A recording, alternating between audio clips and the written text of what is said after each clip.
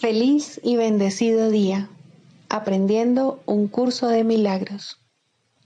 El secreto de la verdadera oración es olvidarte de las cosas que crees necesitar. Pedir algo específico es igual que ver el pecado primero y luego perdonarlo. Del mismo modo, al orar pasas por alto tus necesidades específicas, tal como las ves, y las dejas en manos de Dios. Ahí se convierten en los regalos que le haces, pues le dicen que no antepondrás otros dioses a Él, ni que quieres otro amor que el suyo. Este libro es un comienzo, no un final.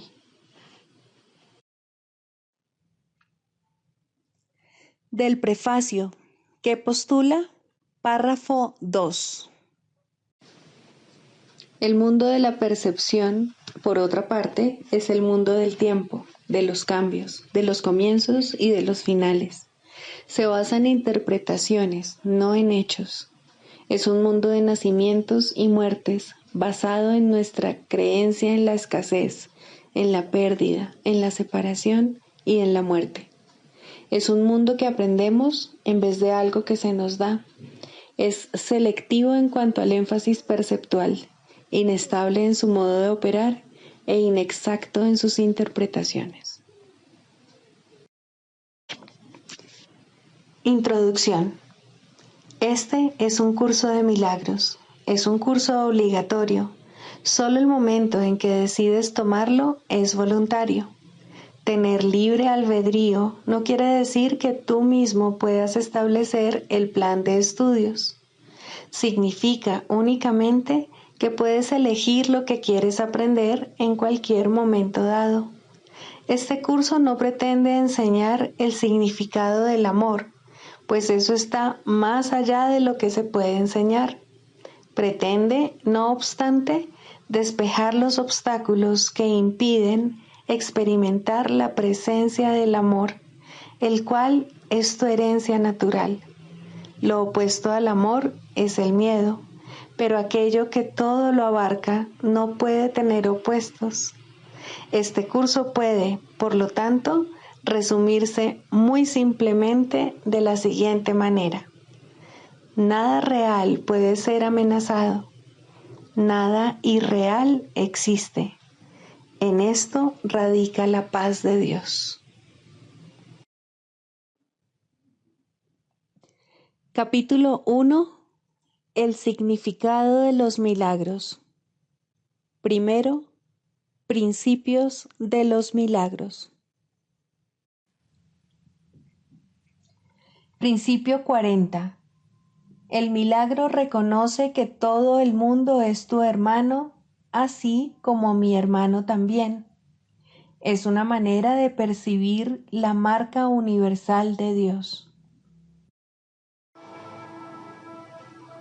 Capítulo 23. La guerra contra ti mismo. Segundo, las leyes del caos. Puedes llevar las leyes del caos ante la luz, pero nunca las podrás entender. Las leyes caóticas no tienen ningún significado y, por lo tanto, se encuentran fuera de la esfera de la razón. No obstante, aparentan ser un obstáculo para la razón y para la verdad. Contemplémoslas, pues, detenidamente, para que podamos ver más allá de ellas y entender lo que son, y no lo que quieren probar. Es esencial que se entienda cuál es su propósito, porque su fin es crear caos y atacar la verdad.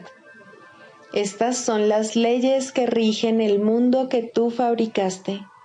Sin embargo, no gobiernan nada ni necesitan violarse.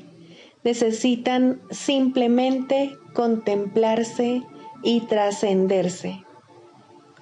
La primera ley caótica es que la verdad es diferente para cada persona. Al igual que todos estos principios, Este mantiene que cada cual es un ente separado con su propia manera de pensar, que lo distingue de los demás. Este principio procede de la creencia en una jerarquía de ilusiones, de que algunas son más importantes que otras y, por lo tanto, más reales. Cada cual establece esto para sí mismo y le confiere realidad atacando lo que otro valora. Y el ataque se justifica porque los valores difieren y los que tienen distintos valores parecen ser diferentes y, por ende, enemigos. Observa cómo parece ser esto un impedimento para el primer principio de los milagros, pues establece grados de verdad entre las ilusiones, haciendo que algunas parezcan ser más difíciles de superar que otras. Si uno pudiese darse cuenta de que todas ellas son la misma ilusión y de que todas son igualmente falsas, sería fácil entender entonces por qué razón los milagros se aplican a todas ellas por igual. Cualquier clase de error puede ser corregido precisamente porque no es cierto. Cuando se lleva ante la verdad en vez de ante otro error, simplemente desaparece. Ninguna parte de lo que no es nada puede ser más resistente a la verdad que otra. La segunda ley del caos, muy querida por todo aquel que venera el pecado, es que no hay nadie que no peque y, por lo tanto, todo el mundo merece ataque y muerte. Este principio, estrechamente vinculado al primero, es la exigencia de que el error merece castigo y no corrección, pues la destrucción del que comete el error lo pone fuera del alcance de la corrección y del perdón. De este modo, interpreta lo que ha hecho como una sentencia irrevocable contra sí mismo, que ni siquiera Dios mismo puede revocar. Los pecados no pueden ser perdonados, al ser la creencia de que el Hijo de Dios puede cometer errores por los cuales su propia destrucción se vuelve inevitable. Piensa en las consecuencias que esto parece tener en la relación entre padre e hijo. Ahora parece que nunca jamás podrán ser uno de nuevo, pues uno de ellos no puede sino estar por siempre condenado y por el otro. Ahora son diferentes y, por ende, enemigos, y su relación es una de oposición, de la misma forma en que los aspectos separados del Hijo convergen únicamente para entrar en conflicto, pero no para unirse. Uno de ellos se debilita y el otro se fortalece con la derrota del primero. Y su temor a Dios, el que se tienen entre sí, parece ahora razonable, pues se ha vuelto real por lo que el Hijo de Dios se ha hecho a sí mismo y por lo que le ha hecho a su Creador. En ninguna otra parte es más evidente la arrogancia en la que se basan las leyes del caos que como sale a relucir aquí. He aquí el principio que pretende definir lo que debe ser el creador de la realidad, lo que debe pensar y lo que debe creer, y creyéndolo, cómo debe responder. Ni siquiera se considera necesario preguntarle si eso que se ha decretado, que son sus creencias, es verdad. Su hijo le puede decir lo que ésta es, y la única alternativa que le queda es aceptar la palabra de su hijo o estar equivocado. Esto conduce directamente a la tercera creencia descabellada que hace que el caos parezca ser eterno. Pues si Dios no puede estar equivocado, tiene entonces que aceptar la creencia que su Hijo tiene de sí mismo y odiarlo por ello. Observa cómo se refuerza el temor a Dios por medio de este tercer principio. Ahora se hace imposible recurrir a Él en momentos de tribulación, pues Él se ha convertido en el enemigo que la causó y no sirve de nada recurrir a Él. La salvación tampoco puede encontrarse en el Hijo, ya que cada uno de sus aspectos parece estar en pugna con el Padre y siente que su ataque está justificado. Ahora el conflicto se ha vuelto inevitable e inaccesible a la ayuda de Dios, pues ahora la salvación jamás será posible, ya que el Salvador se ha convertido en el enemigo. No hay manera de liberarse o escapar. La expiación se convierte en un mito y lo que la voluntad de Dios dispone es la venganza, no el perdón. Desde allí, donde todo esto se origina, no se ve nada que pueda ser realmente una ayuda. Solo la destrucción puede ser el resultado final, y Dios mismo parece estar poniéndose de parte de ello para derrotar a su Hijo. No pienses que el ego te va a ayudar a escapar de lo que Él desea para ti.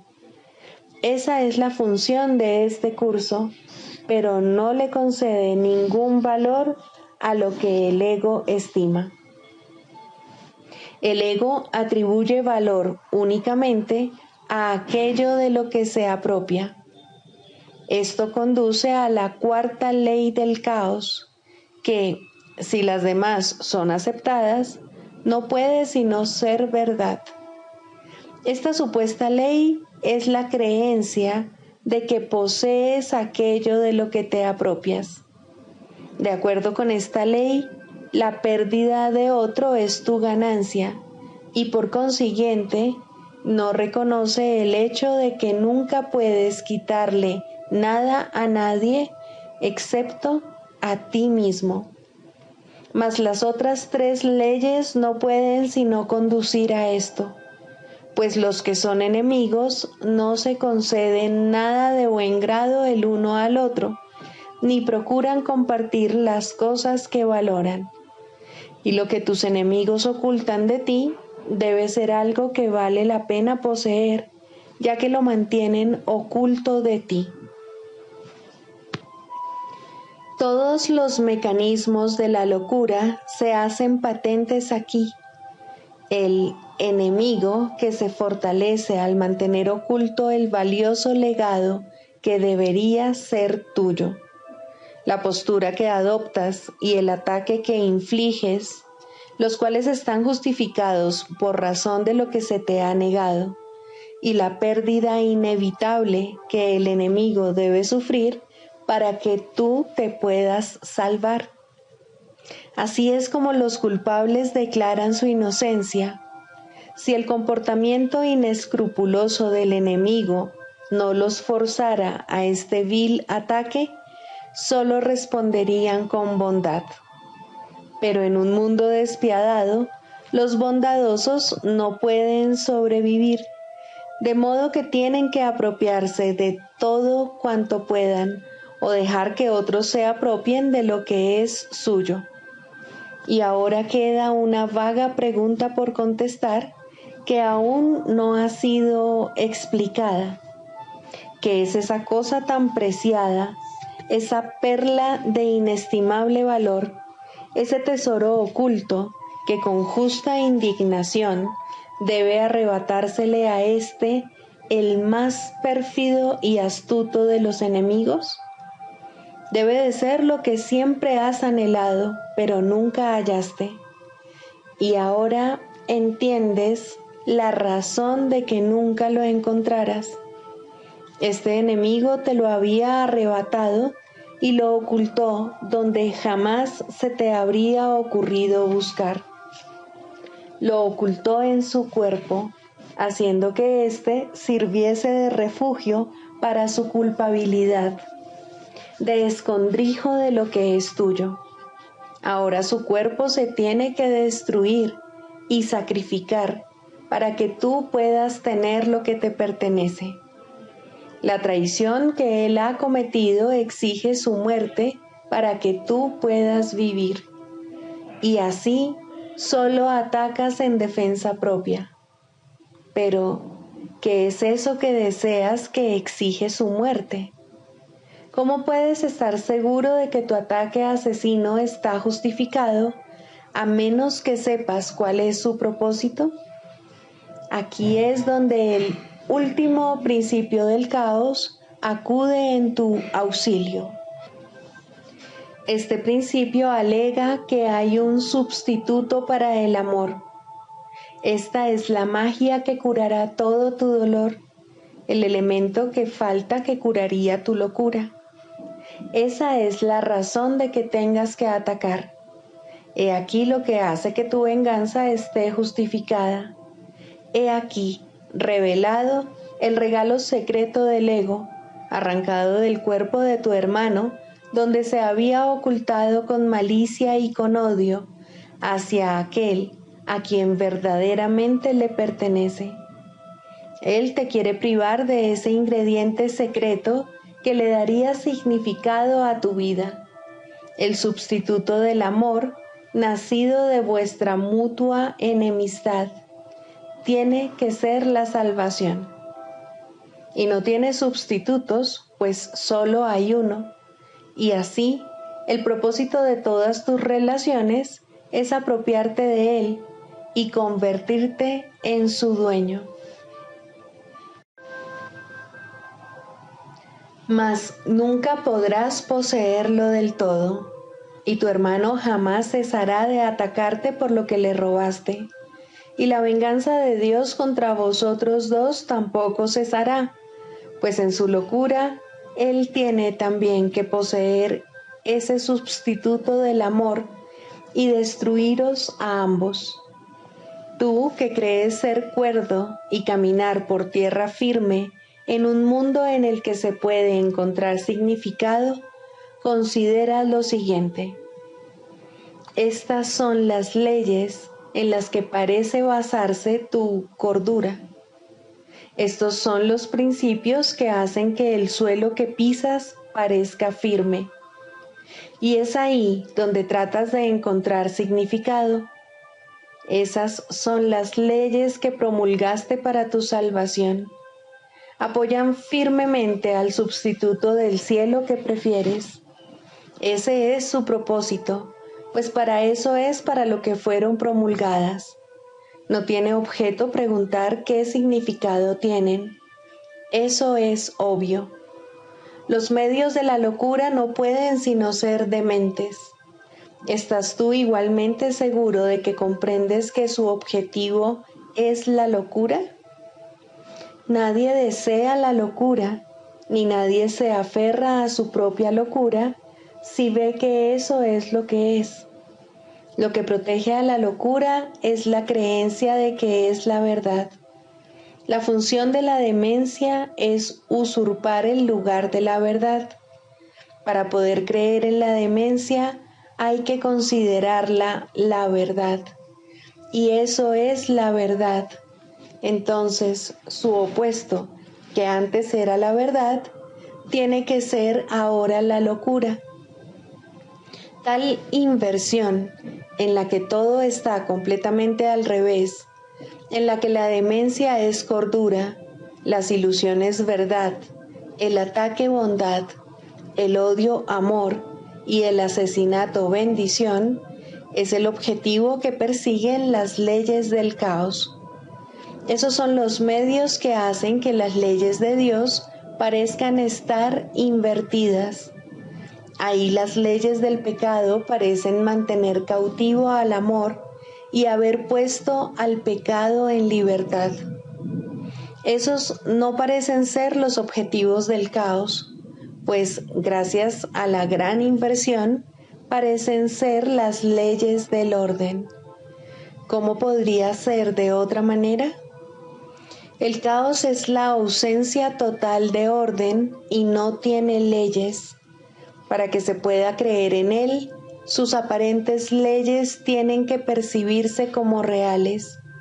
Su objetivo de demencia tiene que verse como cordura, y el miedo, con labios mortecinos y ojos que no ven, obcecado y de aspecto horrible, es elevado al trono del amor, su moribundo conquistador, su sustituto, el que te salva de la salvación. Cuán bella hacen aparecer a la muerte las leyes del miedo. Dale gracias al héroe que se sentó en el trono del amor y que salvó al Hijo de Dios para condenarlo al miedo y a la muerte. Sin embargo, ¿cómo es posible que se pueda creer en semejantes leyes?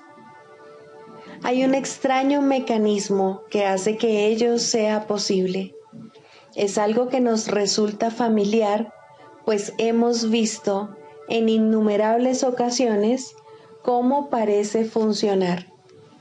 En realidad no funciona en absoluto, mas en sueños, donde los protagonistas principales son solo sombras, parece ser muy poderoso.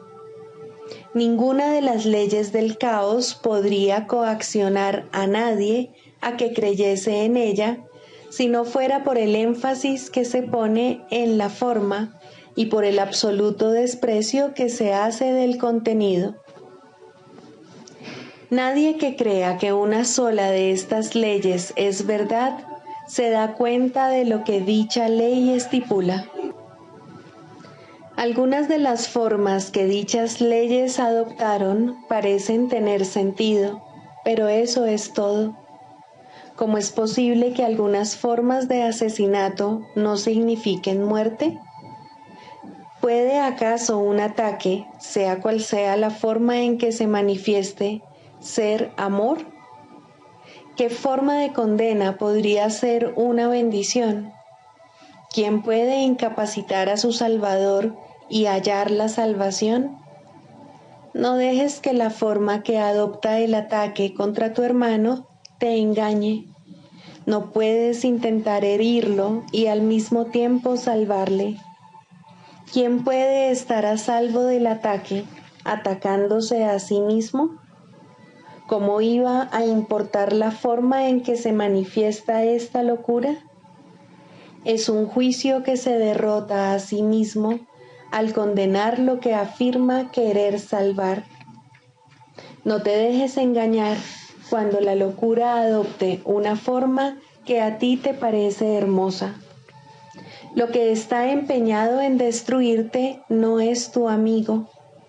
Sostienes y piensas que es verdad, que no crees en estas leyes insensatas, ni que tus acciones están basadas en ellas.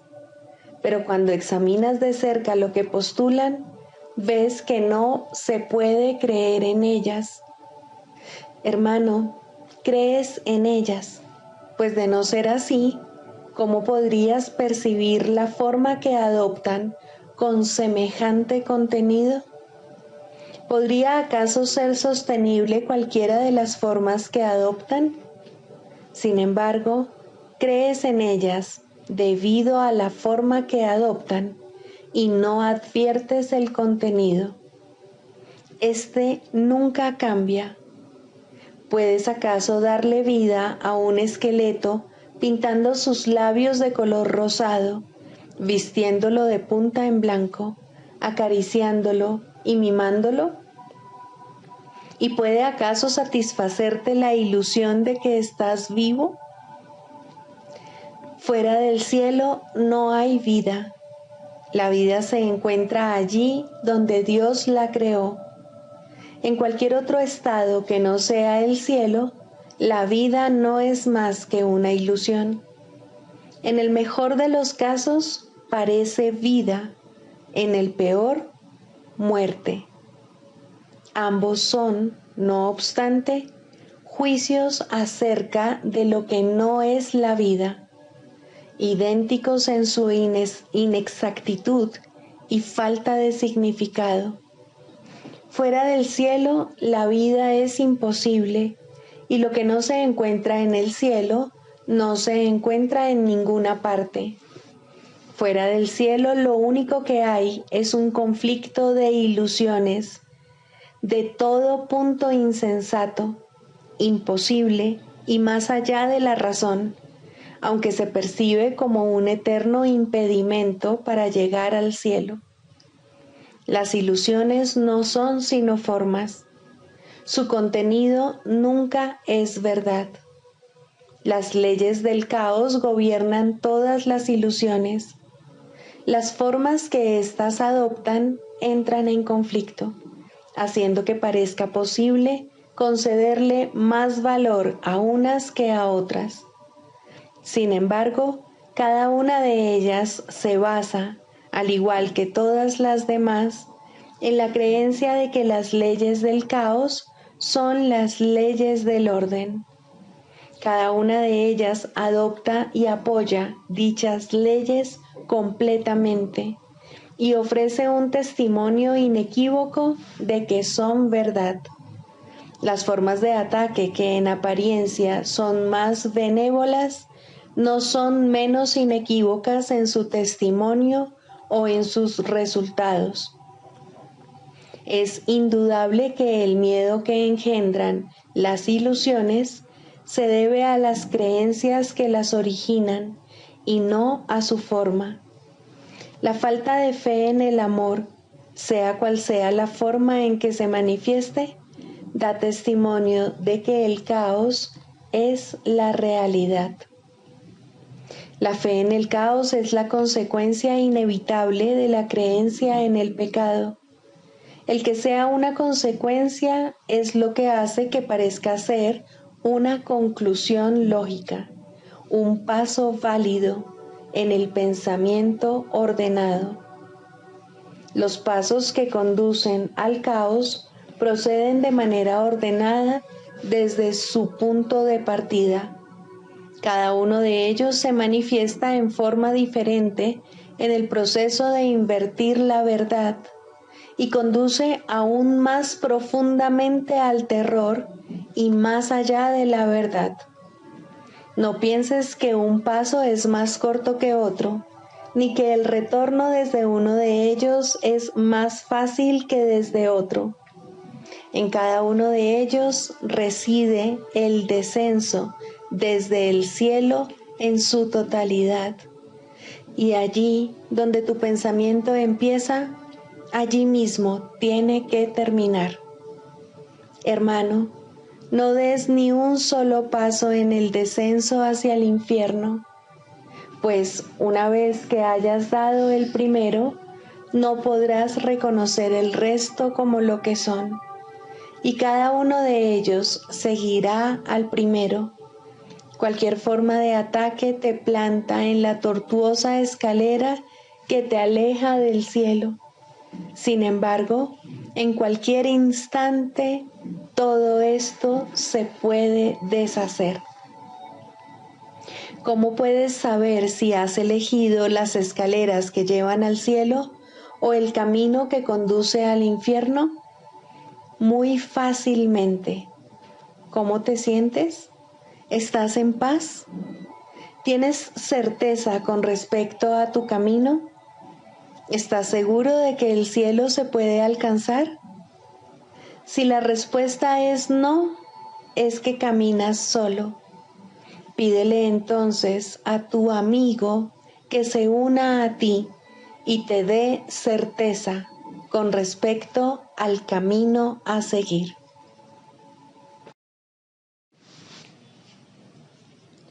Libro de ejercicios, lección 207.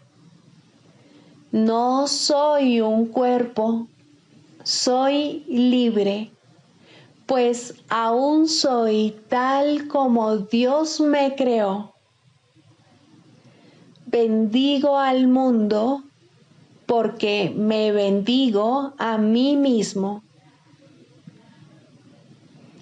La bendición de Dios irradia sobre mí desde dentro de mi corazón, donde Él mora.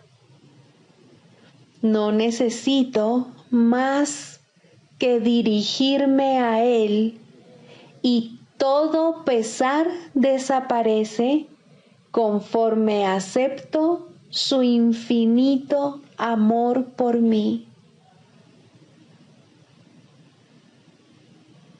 No soy un cuerpo, soy libre, pues aún soy tal como Dios me creó.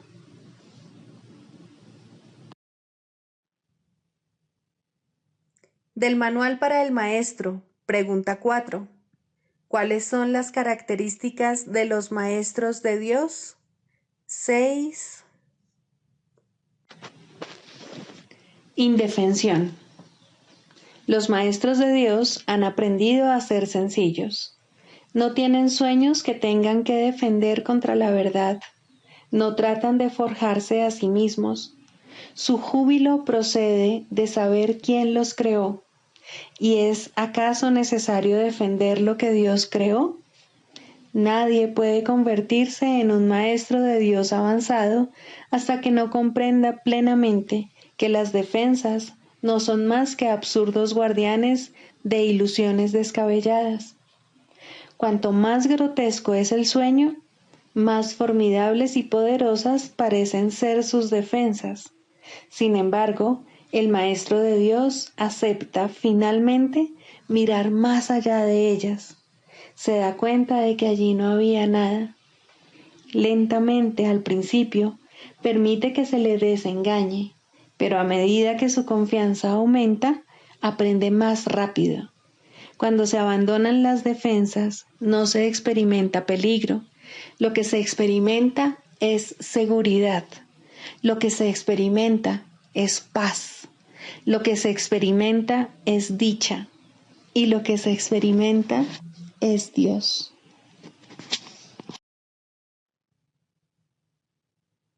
Manual para el Maestro, pregunta 26. ¿Es posible llegar a Dios directamente? Sin duda alguna, pues no hay ninguna distancia entre Él y su Hijo. Su conciencia se encuentra en la memoria de todo el mundo y su palabra está impresa en el corazón de todos. No obstante, dicha conciencia y dicha memoria solo podrán traspasar el umbral del reconocimiento cuando se hayan eliminado todos los obstáculos que se oponen a la verdad. Mas, ¿para cuántos es este el caso? De ahí que los maestros de Dios sean necesarios. Y aunque éstos no han alcanzado todavía el entendimiento necesario, se han unido a otros. Esto es lo que los diferencia del resto del mundo, y esto es lo que permite que otros abandonen el mundo con ellos. Solos no son nada, pero en su unión reside el poder de Dios. Hay quienes han llegado a Dios directamente al haber dejado atrás todo límite mundano y al haber recordado perfectamente su propia identidad. A estos se le podría llamar los maestros de maestros, porque, aunque ya no se les puede ver, todavía se puede invocar su imagen, y aparecerán en el momento y en el lugar en que pueda ser de utilidad que lo hagan. A quienes su aparición les podría atemorizar, les dan sus ideas. Nadie puede invocarlos en vano. No hay nadie de quien ellos no sean conscientes. Son conscientes de todas las necesidades y reconocen y pasan por alto todos los errores. Llegará un día en que todo esto se entenderá claramente. Mientras tanto, ellos les dan todos sus dones a los maestros de Dios que acuden a ellos en busca de ayuda, pidiendo todas las cosas en el nombre de ellos y en ningún otro. Es posible que en algunas ocasiones un maestro de Dios tenga una breve experiencia de unión directa con Dios. Sin embargo, es casi imposible que en este mundo una experiencia así pueda perdurar.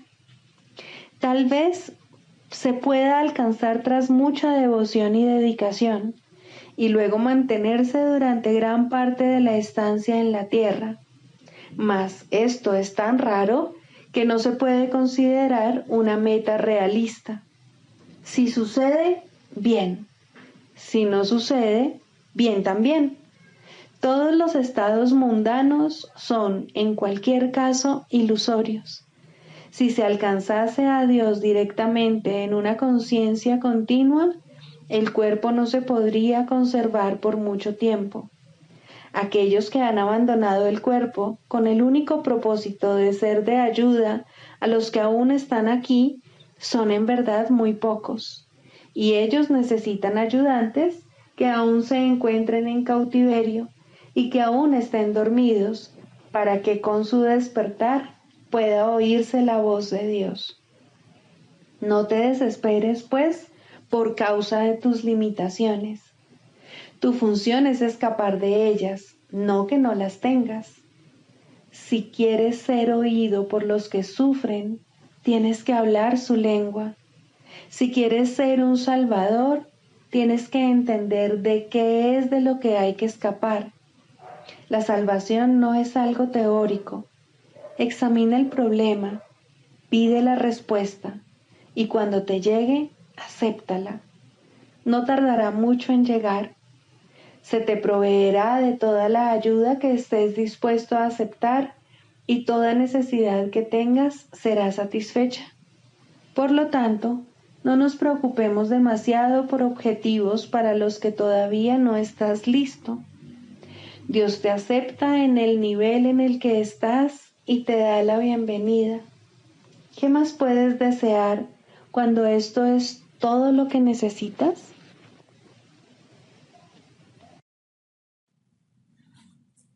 Manual para el maestro. Clarificación de términos. 6. El Espíritu Santo. Jesús es la manifestación del Espíritu Santo, a quien él invocó para que descendiese sobre la tierra después de su ascensión al cielo, es decir, después de haberse identificado completamente con el Cristo, el Hijo de Dios tal como él lo creó. Al ser el Espíritu Santo una creación del único Creador, y al crear junto con Él y a su semejanza o Espíritu, es eterno y nunca ha cambiado. Fue invocado para que descendiese sobre la tierra, en el sentido de que entonces se hizo posible aceptarle y escuchar su voz. Su voz es la voz de Dios, y, por lo tanto, ha adquirido forma. Dicha forma no es su realidad, la cual solo Dios conoce junto con Cristo, su verdadero Hijo, quien es parte de Él. Al Espíritu Santo se le describe a lo largo del curso como aquel que nos ofrece la respuesta a la separación y nos trae el plan de la expiación, al asignarnos el papel especial que nos corresponde desempeñar en dicho plan y mostrarnos exactamente en qué consiste.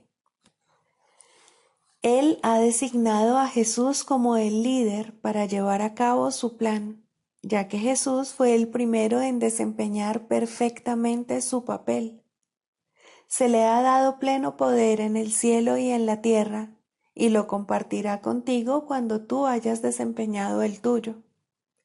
El principio de la expiación le fue dado al Espíritu Santo mucho antes de que Jesús lo pusiese en marcha.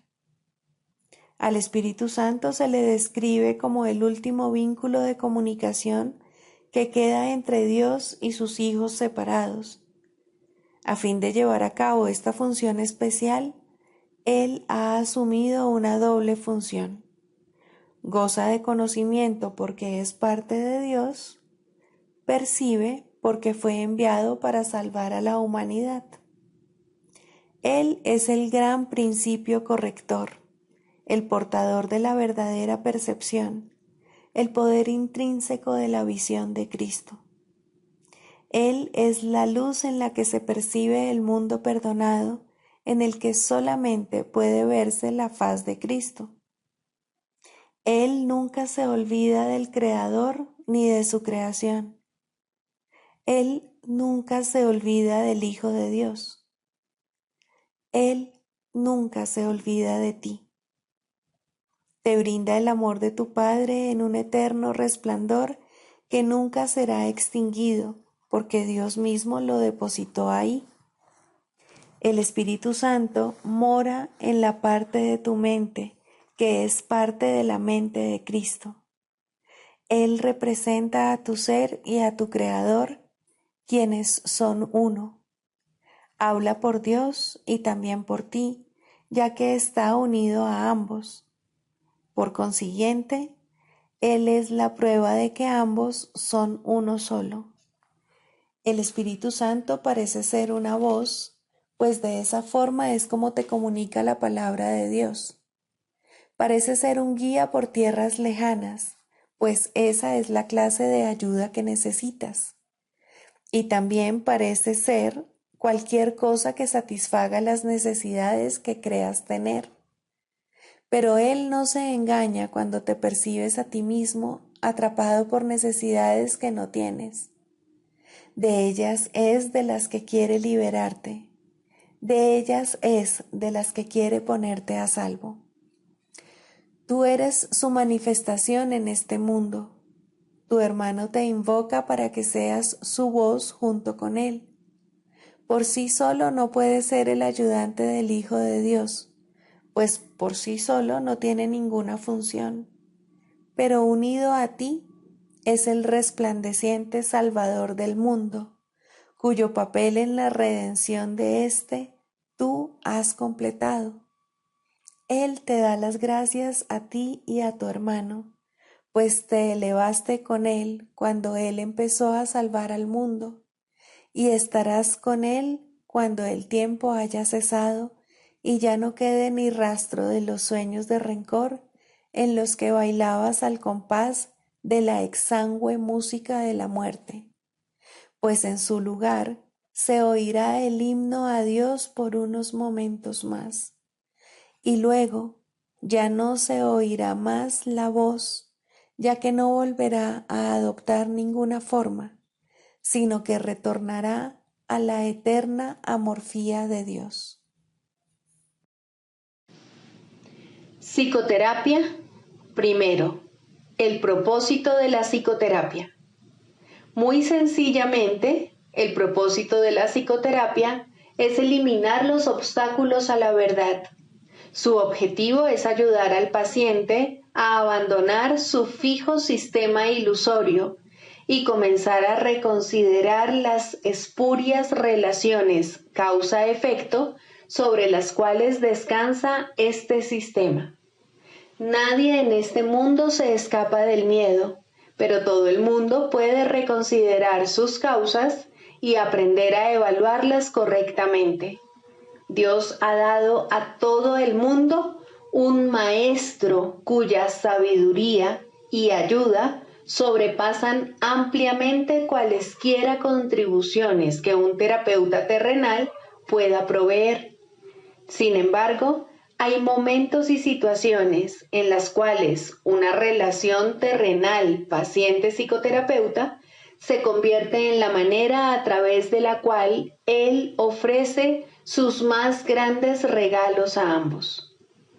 ¿Qué mejor propósito podría una relación tener que el de invitar al Espíritu Santo a entrar en ella y dar su propio gran regalo de regocijo? ¿Qué más alta meta podría haber para cualquiera que la de aprender a invocar a Dios y escuchar su respuesta? ¿Y qué objetivo más trascendente puede haber que el de evocar el camino, la verdad y la vida y recordar a Dios? Ayudar en esto es el propósito correcto de la psicoterapia. ¿Podría algo ser más santo? Pues la psicoterapia, entendida correctamente, enseña el perdón y ayuda al paciente a reconocerlo y a aceptarlo. Y en su sanación, el terapeuta se perdona junto con él. Todo el que necesita ayuda, sin importar la forma de su sufrimiento, se está atacando a sí mismo y como consecuencia de ello, la paz de su mente está sufriendo. Estas tendencias a menudo se describen como autodestructivas y con frecuencia el paciente mismo las percibe de esa forma. De lo que no se da cuenta y lo que necesita aprender es que ese yo que puede atacar y también ser atacado es un concepto que él ha fabricado. Aún más, lo atesora, lo defiende y en ocasiones incluso se encuentra dispuesto a sacrificar su vida en nombre de ese yo, pues lo considera su propio ser. Lo ve como algo que se afecta, que reacciona a fuerzas externas según ellas lo requieren y que se encuentra indefenso en medio del poder del mundo. La psicoterapia, entonces, debe restablecer a su conciencia la habilidad para tomar sus propias decisiones. Debe disponerse a revertir su pensamiento y a entender que aquello que él creyó que proyectaba sus efectos sobre él era fabricado por sus propias proyecciones sobre el mundo. Por tanto, el mundo que ve no existe. Hasta que esto se acepte, al menos en parte, el paciente no puede verse a sí mismo como realmente capaz de tomar decisiones y luchará contra su libertad por creer que se trata de su esclavitud. El paciente no necesita pensar que la verdad es Dios para tener progresos en la salvación, pero debe comenzar a separar la verdad de la ilusión al reconocer que no son lo mismo y al estar paulatinamente más dispuesto a ver las ilusiones como falsas y a aceptar la verdad como tal. Su maestro lo conducirá desde ahí, tan lejos como se encuentre dispuesto a llegar. La psicoterapia solo puede ahorrarle tiempo. El Espíritu Santo usa el tiempo como lo considera mejor, y Él nunca se equivoca. La psicoterapia, bajo su dirección, es uno de los medios que usa para ahorrar tiempo y para preparar maestros adicionales para su obra. La ayuda que Él comienza y dirige no tiene fin. Cualquiera que sea la ruta que Él elija, toda psicoterapia finalmente conduce a Dios. Pero eso se le deja a Él. Todos somos sus psicoterapeutas, pues quiere que todos seamos sanados en Él. El canto de la oración. Segundo, la escalera de la oración. La oración no tiene principio ni fin, es parte de la vida, pero sí cambia de forma y crece a medida que uno va aprendiendo hasta que alcanza su estado amorfo y se funde en una comunicación total con Dios. En su aspecto peticionario, no necesita apelar a Dios, que de hecho rara vez se hace, y ni siquiera entraña creencia alguna en Él. En estos niveles, la oración es un simple desear que surge de un sentido de carencia y escasez. Estas formas de oración o de pedir desde la necesidad siempre entrañan un sentimiento de debilidad e insuficiencia. Nadie, pues, que esté seguro de su identidad, podría orar de esta manera. Pero no es menos cierto que nadie que no tenga certeza sobre su identidad puede evitar hacerlo. La oración es tan continua como la vida. Todo el mundo ora sin cesar. Pide y ya has recibido, pues has determinado qué es lo que quieres. Es posible, asimismo, alcanzar una forma más elevada de pedir desde la necesidad, puesto que en este mundo la oración es reparadora y, por lo tanto, entraña niveles de aprendizaje. En este caso, la petición puede ser dirigida a Dios con verdadera fe, pero aún sin comprensión. Por lo general, se ha alcanzado un vago y con frecuencia inestable sentido de identificación con Él, pero tiende a estar desenfocado por un sentimiento de pecado profundamente arraigado. En este nivel es posible que se sigan pidiendo cosas mundanas en variedad de formas, como también es posible pedir dones tales como la bondad o la honestidad y, en particular, perdón para las muchas fuentes de culpa que inevitablemente yacen bajo cualquier oración procedente de la necesidad. Sin culpa no hay escasez. Quien está libre de pecado no tiene necesidades. En este nivel surge también esa curiosa contradicción de términos conocida como orar por nuestros enemigos. La contradicción no se encuentra en las palabras mismas, sino más bien en la manera en que usualmente se interpretan. Mientras creas tener enemigos, habrás limitado tu oración a las leyes del mundo y habrás limitado también tu capacidad para recibir y para aceptar a esos mismos estrechos márgenes. Sin embargo, si tienes enemigos, tienes necesidad de oración y una gran necesidad, por cierto. Entonces, ¿qué significa realmente la frase? Significa que debes orar por ti para que no busques aprisionar a Cristo y así perder el reconocimiento de tu propia identidad. No traiciones a nadie o te traicionarás a ti mismo. Un enemigo es el símbolo de un Cristo prisionero. ¿Y quién podría ser él sino tú mismo? Orar por los enemigos se convierte de este modo en una manera de orar por tu propia libertad. Ahora ha dejado de ser una contradicción. Se ha convertido en una declaración de la unidad de Cristo y el reconocimiento de su impecabilidad. Ahora se ha vuelto santa, pues reconoce al Hijo de Dios tal como fue creado. Nunca olvides que la oración, en cualquiera de sus niveles, es siempre para uno mismo. Si te unes a alguien en oración, lo haces parte de ti. El enemigo eres tú, al igual que eres el Cristo.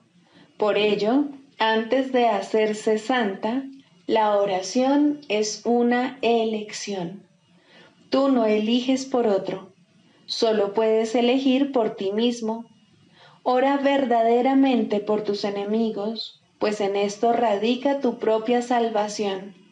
Perdónalos por tus pecados y serás realmente perdonado.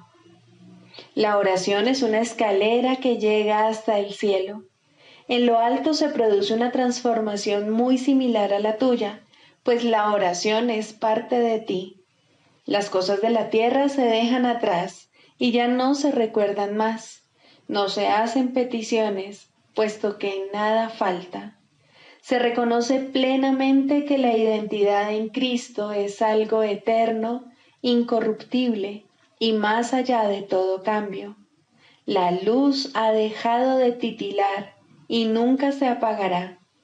Ahora, sin necesidades de ninguna clase y revestida por siempre de la pura impecabilidad que es el regalo de Dios para ti, su Hijo, la oración puede convertirse otra vez en aquello para lo que se concibió, pues ahora se eleva cual canto de gratitud a tu Creador, sin palabras, pensamientos o vanos deseos, y sin necesidad de nada en absoluto.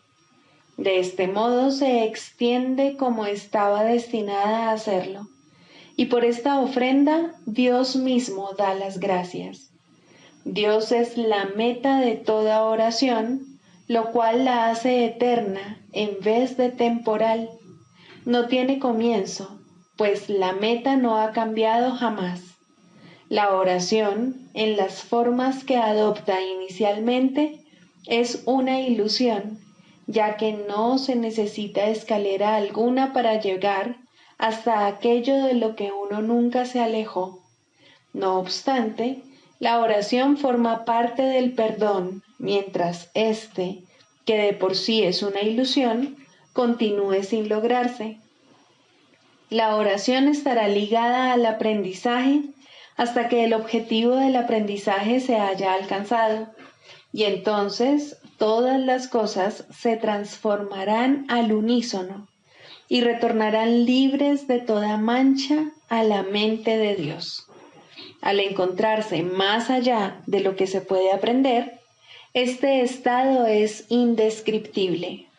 Es necesario, no obstante, entender las etapas por las que hay que pasar para su obtención, si la paz ha de ser restaurada en el Hijo de Dios, quien vive ahora en la ilusión de la muerte y el temor de Dios. Sigamos a Jesús haciendo del perdón algo tan natural como respirar y algo tan vital como el aire. Amén.